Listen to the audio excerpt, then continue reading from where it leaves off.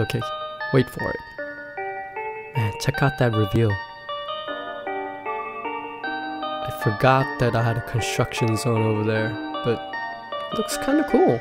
And the further it goes up, the cooler it looks. And, you know, just adding a little bit of movement as you're coming down just changes everything. If you just change the way you fly just a little bit, it gives you a whole different feel to the video.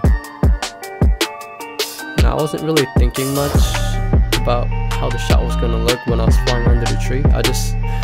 I was actually trying to test out the proximity sensor and see how sensitive it was, and that's why some of the movements are slightly awkward. Like, it wouldn't let me go forward, so I ended up having to shift left, and you know, I wanted to see how it'll behave flying over certain objects.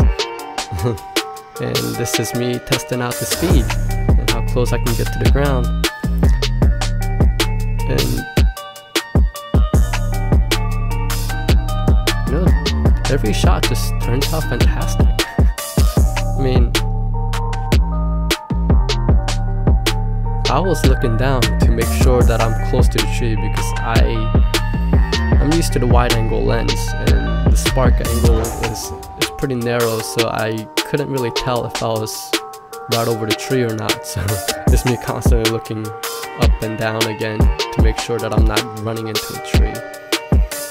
And this is me attempting to do some fancy movement. Like, I was going for that dramatic effect.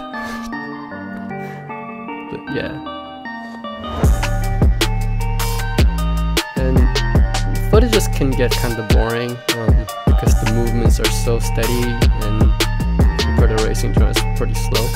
But you know, if you add in a couple of cuts here and there and just go back and forth, with the shifting scenery in the back and the different angles you can get that you can't normally get with the racing drone, it's kind of cool. I mean, even just floating above the roof gives it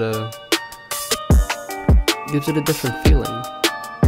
This is me testing out the dynamic range and how quickly the camera adjusts to the lighting.